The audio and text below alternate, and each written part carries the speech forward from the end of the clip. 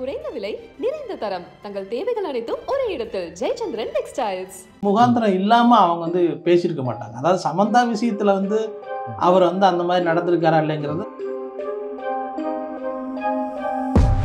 தெலுங்கு நடிகைகளுக்கு இது மாதிரியான பாலியல் அச்சுறுத்தல் அரசியல்வாதிகளா இருக்கா அப்படிங்கிறது வந்து பல நாள் ஒரு கேள்வியாகவே இருக்கு. குறிப்பாக சொல்லப்போனால் இந்த விஷயத்துல வந்து சமந்தாவை இழுத்தது வந்து ஒரு வீடியோவோ ஒரு ஃபோட்டோக்களோ அவங்க வந்து இருந்ததாக நமக்கு தெரியல. ஆனால் சமந்தா மேலே நாகார்ஜுனாவுக்கு ரொம்ப பிரியம் உண்டு, ரொம்ப அன்பாக பார்த்துக்கிட்டவர். அவருக்கு சமந்தா மேலே இப்படி தாக்குதல் வந்திருக்கு, கருத்து மோதல் வந்திருக்கு அப்படிங்கிறத தெரிஞ்சுக்கிட்டு சமந்தாவுடைய வந்து ஆரம்ப கட்ட வாழ்க்கையை வந்து பார்த்தீங்கன்னா மிடில் கிளாஸ் பொண்ணு, பம்மல் பொண்ணு. அவங்கக்கிட்ட நான் ஒரு முறை பேசும்போது அவங்க வெளிப்படையாக ஒரு விஷயம் சொன்னாங்க.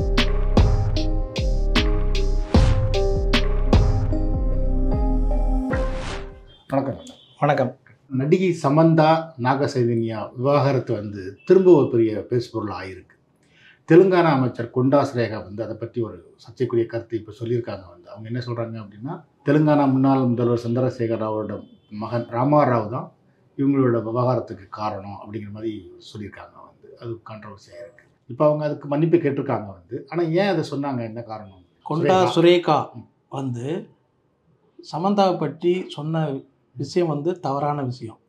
ஆனால் அவங்க சொன்னதில் வந்து உண்மை இருக்கா இல்லையா அப்படிங்கிறதுனா அதை நம்ம வந்து பரிசீலனை பண்ணணும்.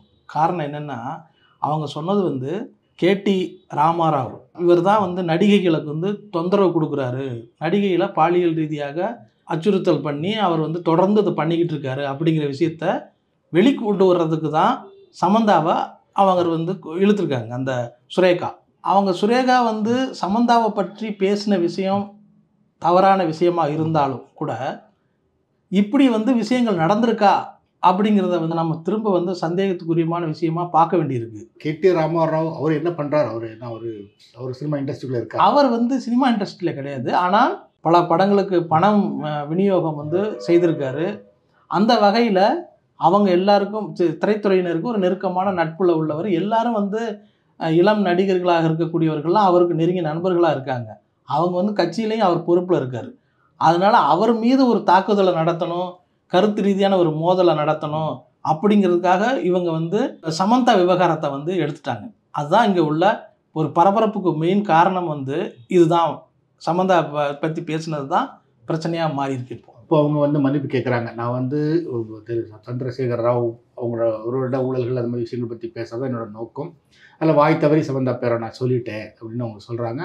அதனால நான் சந்திரசேகர் ராவோட மகனை பற்றி பேசுனதில் உறுதியாக இருக்கேன் அப்படின்னு சொல்கிறாங்க. இப்போ நம்மளாம் ஒன்று சொல்லுவாங்க, நெருப்பு இல்லாமல் போகாது அப்படின்னு சொல்லி. அப்படி பேசுறதுக்கு முகாந்திரம் இருக்கா ஏதாவது? கண்டிப்பாக அது முகாந்திரம் இல்லாமல் அவங்க வந்து பேசியிருக்க மாட்டாங்க. அதாவது சமந்தா விஷயத்தில் வந்து அவர் வந்து அந்த மாதிரி நடந்திருக்காரா இல்லைங்கிறது நம்ம வந்து அவங்க சமந்தாவே சொல்லிட்டாங்க. அதை பதில் ரியாக்ட் பண்ணதுனால அவங்க விஷயத்தில் அவங்க வந்து ஒரு தவறான தகவலாக கூட இருக்கலாம். ஆனால் தெலுங்கு சினிமாவில் வந்து இது மாதிரியான ஒரு நடிகைகளுக்கான ஒரு அச்சுறுத்தல் தொடர்ந்து இருக்கா இல்லையாங்கிறது அது ஒரு சந்தேகமான விஷயம்தான். ஏன்னா இதுக்கான பல சம்பவங்களை வந்து பாலகிருஷ்ணாவிலேருந்து இன்னும் சில நடிகர்களை வந்து நம்ம இதை உதாரணமாக காட்ட முடியும். அதுக்கு வந்து பல நடிகைகளே வந்து பேசியிருக்காங்க. ஸோ தெலுங்கு நடிகைகளுக்கு இது மாதிரியான பாலியல் அச்சுறுத்தல் அரசியல்வாதிகளாக இருக்கா அப்படிங்கிறது வந்து பல நாள் ஒரு கேள்வியாகவே இருக்குது. குறிப்பாக சொல்லப்போனால் நம்ம விசித்ரா அவர்களே வந்து பாலகிருஷ்ணா மேலே நேரடியாக குற்றச்சாட்டு வச்சாங்க. அதே மாதிரி ஸ்ரீரெட்டி வந்து ஒரு பெரிய ஒரு ஸ்கேம் வந்து வெளியே கொண்டு வந்தாங்க. அதில் பல நடிகர்களும் தயாரிப்பாளர்களும் இது பேரெல்லாம் அடிபட்டதுன்னு வச்சுக்கோங்க. அப்படி வந்து இந்த விஷயத்தில் வந்து சமந்தாவை வந்து அவங்க வந்து இழுத்தது வந்து தற்செயல் நிகழ்வாக எடுத்துக்கொள்ள முடியாது அப்படிங்கிறது தான் என்னுடைய கருத்து. இதுக்கு சமந்தா என்ன சொல்கிறாங்க? சமந்தா நாகசைதன்யாவுடைய இந்த விவகாரங்களில் வந்து இது வரைக்கும் 2 பேருமே வந்து வெளியே சொன்னது கிடையாது. தங்களுடைய இப்போ பிரிவுக்கு என்ன காரணம் அப்படிங்கிறத வெளிப்படையாக 2 பேருமே பேசிக்கிட்டது கிடையாது. பிரிவு நடந்து பல மாதங்களுக்கு பிறகு கூட நாகார்ஜுனா என்ன சொன்னார்னா, சமந்தா எங்கள் வீட்டு பொண்ணு அப்படிங்கிறத பற்றி தான் பல இடங்களில் சொல்லியிருக்காரு. சமந்தா இப்போவும் என்னுடைய மருமக தான் அப்படிங்கிறத சொல்லியிருக்காரு. அதனால் அவங்க எப்போவுமே இது சம்மந்தமாக பேசாத இந்த சூழலில் கொண்டா சுரேகா வந்து ட்விட்டரில் போட்ட அடுத்த சில மணி நேரங்கள்லேயே வந்து சமந்தா வந்து உடனே ரியாக்ட் பண்ணியிருக்காங்க. இவங்களுக்கு முன்னாடி முதல்ல வந்தது யார் அப்படின்னா நாகார்ஜுனா. சமந்தா மேலே நாகார்ஜுனாவுக்கு ரொம்ப பிரியம் உண்டு, ரொம்ப அன்பாக பார்த்துக்கிட்டவர். அவருக்கு சமந்தா மேலே இப்படி தாக்குதல் வந்திருக்கு, கருத்து மோதல் வந்திருக்கு அப்படிங்கிறத தெரிஞ்சுக்கிட்டு முதல் ஆளாக வந்து நின்னது வந்து அவர் தான். ஃபாதர் இன் லா, சமந்தாவுடைய கார்டியன் மாதிரி அவர் தான். நாகார்ஜுனா தான் முதல்ல வந்து சமந்தாவுக்கு வந்து சப்போர்ட் பண்ணி பேசியிருக்காரு.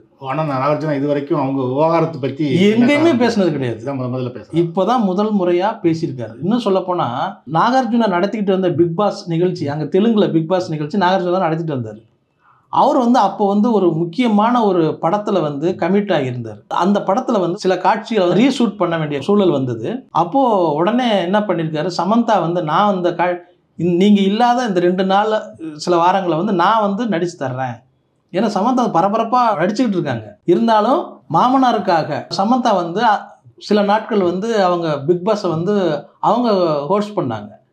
ஸோ அந்தளவுக்கு நாகார்ஜுனாவுக்கும் சமந்தாவுக்குமான ஒரு பெரிய புரிதல், ஒரு அன்பு வந்து இருந்துக்கிட்டே இருந்தது. அதோடைய வெளிப்பாடு தான் இப்போ வந்து கொண்டா சுரேகாவுக்கு எதிராக கடுமையாக வந்து பேசியிருக்காரு நாகார்ஜுனா. இந்த மாதிரி பொறுப்பு இல்லாமல் ஒரு அமைச்சர் வந்து பேசுகிறத வந்து இதோட நிறுத்திக்கங்க, உங்கள் கருத்தை நீங்கள் வாபஸ் வாங்கணுங்கிறத கடுமையாக வந்து வச்சிருக்காரு.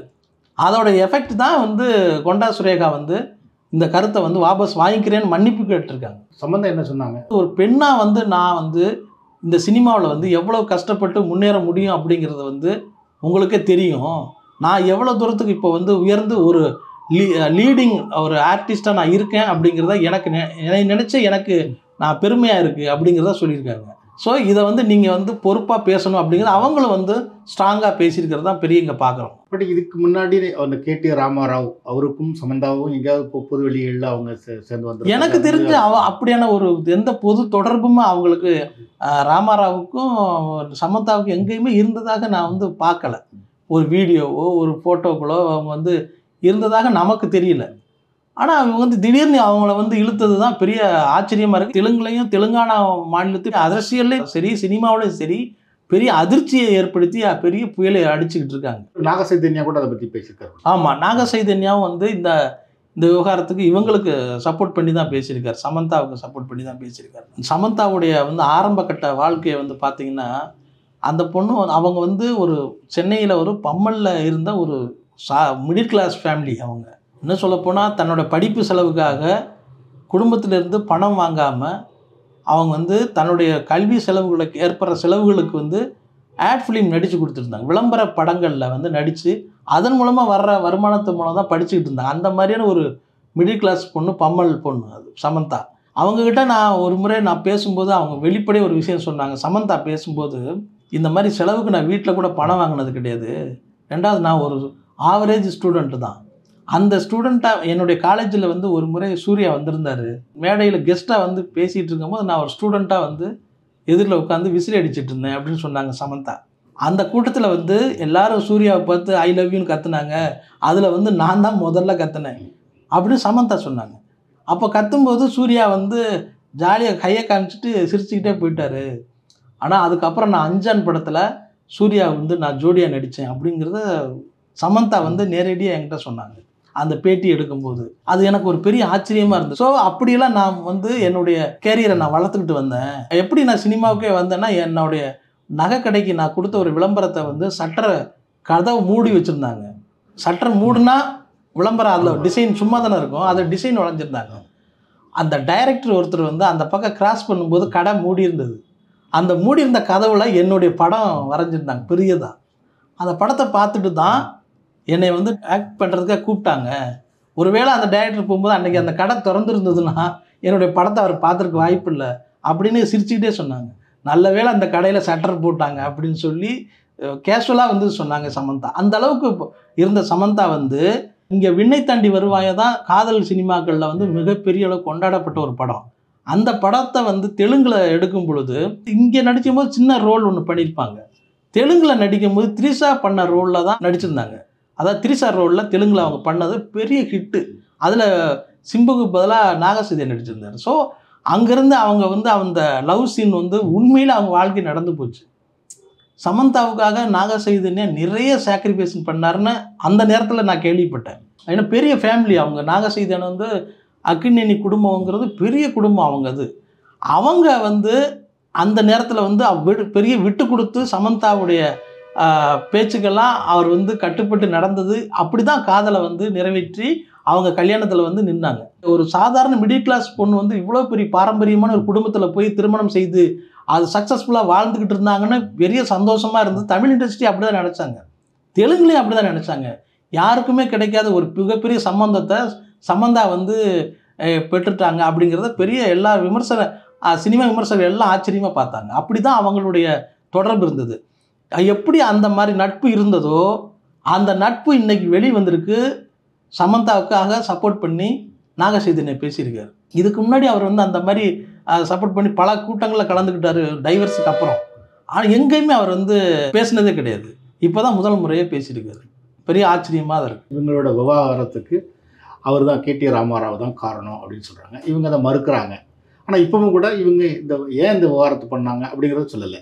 புரிதல் இல்லை அப்படிங்கிறத தான் சமந்தா வந்து ஒரு இடத்துல வந்து சொல்லியிருக்காங்க. கடைசியாக ஒரு இடத்துல இப்போ சமீபமாக ஒரு பேட்டி கொடுக்கும்போது சொல்லியிருக்காங்க. எப்படின்னா அவங்க வந்து ஃப்ரீடமாக இருக்கணும் அப்படிங்கிறத, கருத்து மோதல்கள் வந்திருக்கு அப்படிங்கிறத மெதுவாக கொஞ்சம் கொஞ்சமாக குடும்பத்தில் நடந்துக்கிட்டே இருந்தது. அது வந்து நான் தொடர்ச்சியாக அவங்கள வந்து அவங்களுடைய சார்பாக விசாரிச்சுக்கிட்டு இருக்கும்போது தெரிஞ்சுக்கிட்ட ஒரு தகவல்கள் என்ன, சமந்தாவுடைய படங்களை வந்து இந்த கேரக்டர் பண்ணக்கூடாது, இந்த இதை வேண்டாம் அப்படிங்கிறத வந்து வலியுறுத்திட்டே வந்தார் நாகசைதன்யா. எப்பவுமே ஒரு பெரிய பொசசிவ்னஸ் இருக்கத்தானே செய்யும். ஒரு ஹீரோயினி வந்து இவ்வளோ பெரிய ஃபேமிலியில் வந்து திருமணம் செய்துக்கிட்டது பிறகு அடுத்த கட்டமாக அவங்களோட கேரியரை வந்து வேறு மாதிரி மாற்றி அமைச்சிருக்கணும். சினிமா தொடர்பான ஜுவல்லரி ஷாப் வச்சுருக்கலாம், அல்லது ஆன்லைனில் வந்து பிஸ்னஸ் பண்ணக்கூடிய ஒரு சின்ன பொட்டி நிறுவனமோ ஏதோ ஒன்று வச்சுருக்கலாம். ஆனால் சமந்தா தொடர்ந்து படங்கள் நடித்தது தான் அவருக்கு பிரச்சனையாக மாறிச்சு. குறிப்பாக சொல்லப்போனால் புஷ்பா படத்தில் வந்து ஒரு பெரிய அவருக்கு அந்த படம் ஒப்பந்தம் ஆன உடனே நாகசைதன்யாவுக்கும் அவருக்குமான அந்த பிரச்சனை பெருசாக வெடிக்க ஆரம்பிச்சிருச்சு. காரணம் என்னென்னா, ஒரு பாட்டுக்கு ஆக்ட் பண்ணுறாங்க அப்படிங்கிறத வந்து தெலுங்கு சினிமாவில் வந்து மீடியாக்கள் வந்து பெருசாக எழுதுனாங்க. ஏன் ஒரு பாட்டுக்கு நடிக்கணும்? அவங்க ஒரு பாட்டுக்கு 4 கோடி ரூபா வாங்கியிருக்காங்க. அந்த ஊ சொல்கிறியா மாமா, ஊ சொல்கிறியாம்மா, அந்த காட்சி வந்து ஏன் 4 கோடி வாங்க, அப்படி என்ன அவசியம் வேண்டியிருக்கு?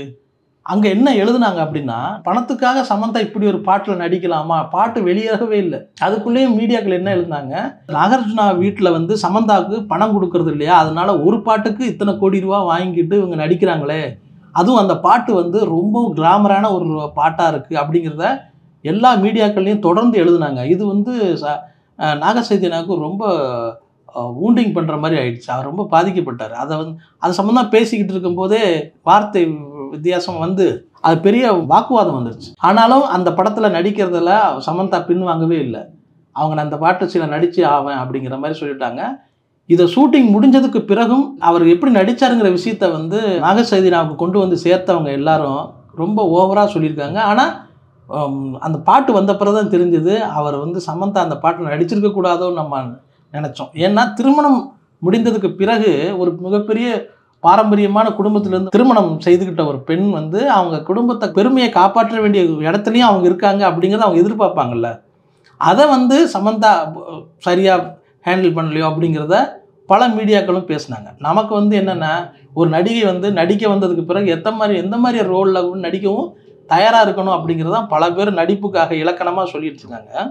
அதனால் அவர் நடித்ததில் நமக்கு வந்து ரசிகர்கள் பெரிய அளவில் ஆதரிச்சாங்கன்னு சொல்லணும். வெளிநாடுகளில் ஹோட்டலில் பப்புகளில் பாடக்கூடிய அளவுக்கு அந்த பாட்டு பிரபலமாகி போச்சு. ஸோ அதை வந்து ஒரு கலையை ஆர்ட்டாக நம்ம பார்த்தோம்னா அது பெரிய அளவில் ரீச் ஆகிருக்கு ஒரு மியூசிக் வடிவத்தில் அப்படிங்கிறத சொல்லணும். அதுக்கு சமந்தா ஒரு முக்கியமான காரணம். பொதுவாக நடிகைகளே சந்திக்கிற பிரச்சனைகள் தான். கல்யாணத்துக்கு பிறகு நடிக்கிறதுல அவங்க எதிர்பார்ப்பாங்க. ஆண்கள் நடிச்சுக்கிட்டு இருக்காங்க, சூர்யா நடிச்சுக்கிட்டு இருக்காரு, ஆனால் ஜோதிகாவை நடிக்க விடலை. அவங்க ரொம்ப நாளுக்கு பிறகு தான் நடித்தாங்க. நாகசைதன்யா நடிச்சுட்டு தான் இருக்கார், அதை சமந்தா தடுக்கலை. ஆனால் சமந்தா நடிக்கிறதுல நாகசைதன்யா பிரச்சனை இருக்குது அப்படின்னு சொல்லி. இப்போ இதில் இன்னொன்று முக்கியமான என்னென்னா, அவங்க வீட்டில் நேரடியாக மாமியார் இல்லைன்னா கூட வீட்டில் இருந்த மாமியாருங்கிறது அமலா தான் வந்து அவங்களும் ஒரு நடிகையாக இருந்தவங்க. அவங்க இதில் என்ன ரோல், அவங்களோட ஸ்டாண்ட் என்ன? அவங்க எப்போவுமே அவங்க வந்து சமந்தாவை சப்போர்ட் பண்ணிட்டு தான் இருக்காங்க, சமந்தாவுக்கு ஆதரவாக தான் இருக்காங்க. இப்போ வந்து அவங்க அறிக்கை விட்டது கூட எங்கள் இந்த குடும்பத்து மேலே கருத்து தாக்குதலை வந்து நம்ம எதிர்க்கிறாங்க. அவங்க அமலாவும் ஒரு அறிக்கை விட்டுருக்காங்க. ஆமாம், அமலாவும் தனியாக அவங்க வந்து ட்விட்டரில் வந்து இது பண்ணியிருக்காங்க. அதை வந்து சமந்தாவுக்கு சப்போர்ட் பண்ணி தான் எல்லாருமே பேசியிருக்காங்க. இன்னும் சொல்ல போனால் அகில் அவங்க பையன் இன்னொரு பையனு கூட அவங்க சப்போர்ட் பண்ணி தான் பேசுவேன். எங்கள் அம்மா அம்மா வந்து அமலாவோட ஆமாம், அவங்க வந்து அமலாவுக்கு நான் சப்போர்ட்டாக நிற்கிறேன் அப்படிங்கிறது தான் அவரும் பேசியிருக்காரு. அதனால் மொத்தமாக சேர்ந்து இந்த அவங்களை ஷேப்பர் கார்ட் பண்ணதுனால தான் கொண்டா சுரேகா வந்து இந்த விஷயத்தை வந்து பின்வாங்கி மன்னிப்பு கேட்டிருக்காங்க அப்படிங்கிறது தான் நம்ம பார்க்க வேண்டியது. இந்த வாரம் அவங்க மன்னிப்பு கேட்டதுனால ஓரளவுக்கு அது முற்றுப்புள்ளி முடிவுக்கு வந்துருச்சு அப்படின்னு வச்சுக்கோங்க வந்து. ஆனால் சுரேகா சொன்ன குற்றச்சாட்டு வந்து இப்போ தெலுங்கானாவோட முன்னாள் முதல்வர் சந்திரசேகர பையன் கேடி ராமராவரால் நடிகைகள் பாதிக்கப்படுறாங்க அப்படிங்கிறது அது எந்த அளவுக்கு இருக்குது தெலுங்கு சினிமாவில் வந்து? கண்டிப்பாக இருக்குது. நான் சொன்னேன், ராதிகா ஆப்தே வந்து அதை பற்றி நடிகர் ராதிகா ஆப்தே வந்து வெளிப்படையாக பேசியிருந்தாங்க. பாலகிருஷ்ணா வந்து ரூமுக்கு வா, என்னுடைய அறைக்கு வந்துட்டு போகணும், நான் நடிக்க வந்தேன், எதுக்கு உங்கள் ரூமுக்கு வரணும், நான் ஷூட்டிங்கு தான் வருவேன். அந்த ராதிகா ஆப்தே வந்து ஒரு வெளிப்படையாக பேசுகிற ஒரு போல்டான பொண்ணு. அவங்க என்ன சொல்லியிருக்காங்க, நான் ஆக்ட் பண்ண தான் வந்தேன், ஷூட்டிங் ஸ்பாட்டோட என்னோடய வேலை முடிஞ்சிருச்சு, நான் எதுக்கு உங்கள் ரூமுக்கு வரணும் அப்படிங்கிறத வந்து நான் சொல்லிட்டேன் அப்படிங்கிறத வந்து சொல்லியிருக்காங்க அவங்க. அதனால் தெலுங்கு நடிகைகளுக்கு சினிமாவில் வந்து நடிகைகளுக்கு இது மாதிரியான பாலியல் அத்துமீறல் இல்லைன்னு நம்ம சொல்ல முடியாது. அதை வந்து பொலிட்டீஷியன் சம்மந்தமே படலைங்கிறது நம்ம சொல்ல முடியாது. ஆனால் பட்டிருக்காங்க அப்படிங்கிறதுக்கு இந்த அமைச்சரவையில் இருக்கக்கூடிய ஒரு பொறுப்பில் இருக்கக்கூடிய ஒருத்தவங்க வந்து வெளிப்படையாக பேசுகிறாங்க அப்படிங்கிறத வந்து நாம் வெறுமை மறுத்துட்டும் போக முடியாது. அவங்க பேசுனதில் முழுக்க முழுக்க பொய்ங்கிறத நம்ம சொல்ல முடியாது.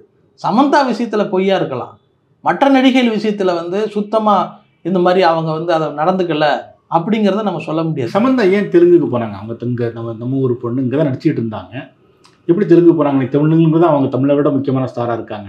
சமந்தாவுக்கு வந்து முதல் படமே அவங்களுக்கு வந்து பெரிய கசப்பு அமைஞ்சு போச்சு. மாஸ்கோவின் காவேரி, அந்த படத்தோட பேர் மாஸ்கோவின் காவேரி. அந்த படத்தில் நடிக்கும்போது அவங்களுக்கு வந்து ஒரு பெரிய பாலியல் அத்துமீறலுக்காக ஆட்பட்டவங்க. அது பெரிய விமர்சனமாக வைக்கப்பட்டு அவங்க அந்த படத்தில் பாதியிலேருந்து விலகி போயிட்டாங்க. அதுக்கப்புறம் தான் அவங்க வந்து சின்ன சின்ன ரோலில் பண்ண ஆரம்பித்து அவங்களுடைய நல்லா அழகாக இருக்காங்கன்னு அவங்க விண்ணை தாண்டி வருவாயா அந்த படத்தில் வந்து சின்ன ரோலில் நடித்து அதவே பெரிய மெயின் ரோலில் திரிஷா நடித்த ரோல் நடித்ததுனால தான் அவங்க தெலுங்கில் பெரிய ஹிட் பண்ணிட்டாங்க. தொடர்ந்து தெலுங்கில் வந்து அவங்களுக்கு அதிகமாக படம் வந்து வர ஆரம்பித்ததுக்கு காரணம் நாகசீதேவன் ஜோடியாக நடித்த படம் ஹிட் ஆனது தான். அப்படி தான் அவங்க வந்து தெலுங்கில் பெரிய அளவில் பண்ணாங்க. இன்னும் சொல்லப்போனால் தமிழில் எப்படி நயன்தாரா ஒரு பெரிய தனி கதைகள் கேட்டு நடிக்கிறாங்களோ அது மாதிரி தெலுங்கில் அவங்களுக்கு கதை சொல்கிறதுக்கு நிறைய பேர் இருந்தாங்க. யசோதான்னு ஒரு படம் நீங்கள் பார்த்தீங்கன்னா ஆக்ஷன் சீக்வன்ஸில் வந்து ரொம்ப ரிஸ்க் எடுத்து ஆக்ட் பண்ணியிருப்பாங்க சமந்தா. அவங்களுக்கு வந்து அந்த மயோசிட்டிஸ் அந்த பாதிப்பு உடலில் இருந்த பிறகும் அந்த படத்தோடைய ஷூட்டிங் நான் நடிப்பேன் அப்படின்னாங்க. அது வந்து அந்த நோயோட தன்மை என்ன உடம்புல வலிகளை ஏற்படுத்தக்கூடிய கடுமையான ஒரு டிசீஸ்ன்னு சொல்கிறாங்க மருத்துவ உலகத்தில். அந்த பாதிப்பு உச்சத்தில் இருந்தபோது அவங்க ஷூட்டிங்கில் கலந்துக்கிட்டாங்க. ஃபைட் மாஸ்டர்ஸை ஆச்சரியப்பட்டாங்க, எப்படி இந்த சீனில் நீங்கள் வந்து ஆக்ட் பண்ணுறீங்க அப்படின்னு சொன்னால், இல்லை நாங்கள் டூப் வச்சுக்கிறோன்னா, வேண்டாம் நானே நடிக்கிறேன்னு சொல்லி சமந்தா நடித்தாங்க. ஸோ அந்த மாதிரி ஒரு நடிப்புக்காக அந்த அர்ப்பணித்த அந்த தன்மை தான் தெலுங்கில் வந்து அவங்களுடைய தனி ஒரு ஹீரோயினாக இப்போவும் நின்றுட்டு இருக்கிறதுக்கு காரணம் அவங்களோட துணிச்சல் தான். சமந்தாவுக்கு நோக்கி வைக்கப்படுற இந்த குற்றச்சாட்டு வந்து புதுசு மட்டும் இல்லை, அவங்க இதுலேருந்து எளிதில் வெளியே வருவாங்க அப்படிங்கிறதுக்கு நம்ம நிறைய உதாரணம் சொல்ல முடியும். இப்போ வந்து அவங்களுடைய முழு கவனமும் வந்து பாலிவுட் சினிமாவில் தான் இருக்குது. சமீபத்தில் நடித்த ஒரு படம்லாம் நல்ல ஹிட் ஆயிடுச்சு. அதனால் தொடர்ந்து பாலிவுட்லேயும் அவங்க வந்து தெலுங்கை விட பாலிவுட்டில் பெரிய ஒரு முன்னணி நடிகை வருவாங்க அப்படிங்கிறதுக்கு அவங்களுடைய துணிச்சல் தான் ஒரு உதாரணமாக நம்ம காட்ட முடியும். இந்த மாதிரி விவகாரம்லாம் அவங்களுக்கு பெரிய இதில் தாண்டி வந்துடுவாங்க. ஆமாம், இதெல்லாம் ஒரு சாதாரண ஒரு விஷயம். இவங்க வந்து சமந்தா இதை விட மோசமான ஒரு சூழலில் சந்தித்தவங்க. அதனால் இது ஒரு சாதாரண விஷயம். அதை ஈஸியாக அவங்க சந்தித்து அதை கொண்டு வெற்றிகரமாக வருவாங்க.